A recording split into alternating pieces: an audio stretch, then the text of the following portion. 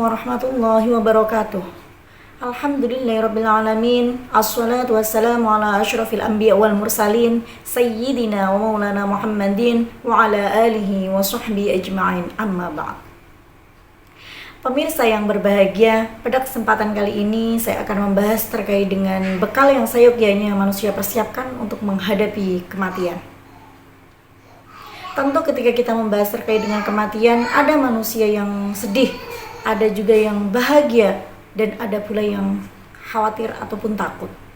Semua itu tergantung dari seberapa dan bagaimana serta apa saja bekal dan persiapan yang telah kita persembahkan kepada Allah Subhanahu wa taala untuk menyambut tamu, yakni tamu kematian. Sebagaimana dalam Islam kita mengenal dua takdir, yakni takdir mubram dan takdir mu'allaq.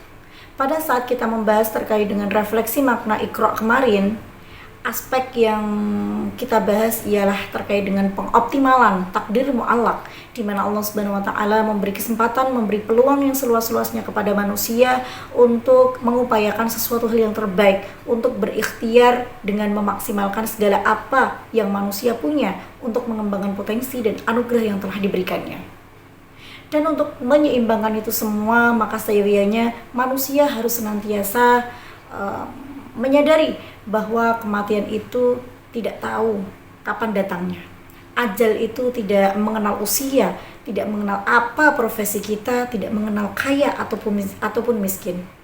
Tetapi kematian bisa saja datang tiba-tiba, bahkan tanpa permisi sekalipun. Sebagai seorang manusia, tentu kita berkewajiban untuk mempersiapkan bekal kematian. Yakni yang pertama adalah dengan beribadah secara tekun dan bersungguh-sungguh.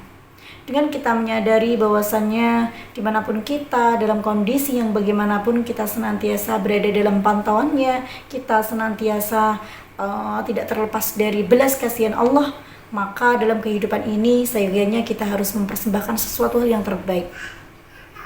Mendirikan sholat sebagai bagian dari upaya penghambaan kita kepadanya, sebagai bukti bahwa kita tidak punya daya apa-apa, tidak punya kekuatan, tidak punya kecerdasan, tidak punya apapun itu kecuali atas pertolongannya. La haula wala quwwata illa billahil aliyyil azim.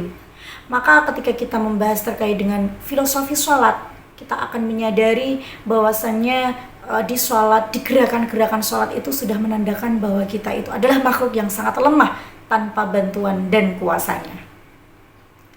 Dan bekal yang kedua adalah seyogyanya manusia menyadari bahwa dimanapun dan seperti apapun perbuatan dan tindakan yang kita lakukan, seyogyanya manusia harus menghadirkan Allah Subhanahu wa taala. Jadi kita berniat untuk dari dan menuju kepada Allah Subhanahu wa taala. Serta bekal yang ketiga adalah manusia seyogyanya harus senantiasa berdoa kepada Allah agar dimatikan dalam keadaan yang husnul khotimah, serta membiasakan hal-hal positif dalam kehidupan sehari-hari. Sebab biasanya kematian itu tergantung dari apa kebiasaan kita, sesuatu apa yang kita lakukan secara kontinu, secara istiqomah. Dalam kehidupan atau dalam realita yang sesungguhnya, kita biasa mengetahui, kita biasa mendengar ada seorang yang hobinya mengajar. Kemudian Allah Subhanahu wa taala mematikan atau mewafatkan beliau dalam keadaan yang sedang mengajar. Ada pula orang yang hobinya menjadi imam jamaah sholat di masjid. Lalu kemudian Allah Subhanahu wa taala mewafatkannya juga pada saat imam tersebut sedang menjadi imam sholat berjamaah di masjid. Tentu hal tersebut harus menjadi refleksi kita bahwasannya seyogyanya manusia harus menghabituasi atau membiasakan hal-hal positif agar menjadi karakter dan kebiasaan kita, sehingga sewaktu-waktu ajal menjemput kita, kita sudah siap. Kemudian seyogyanya manusia juga harus merefleksikan di dalam surat Al-Fatihah, Maliki Yaumiddin, yang merajai hari pembalasan. Mengapa di situ dikatakan bahwa Allah merajai hari pembalasan, sedangkan Allah itu juga adalah raja di dunia ini? Tetapi kenapa redaksi tersebut Maliki Yaumiddin? Tentu hal tersebut harus menjadi pengingat kita bahwa ada kehidupan setelah di hidup ini, di dunia ini. Sebab kehidupan itu bukan hanya tentang hari ini, tanggal ini, bulan ini, dan tahun ini. Tetapi ada kehidupan selanjutnya, yakni kehidupan akhirat, yang itu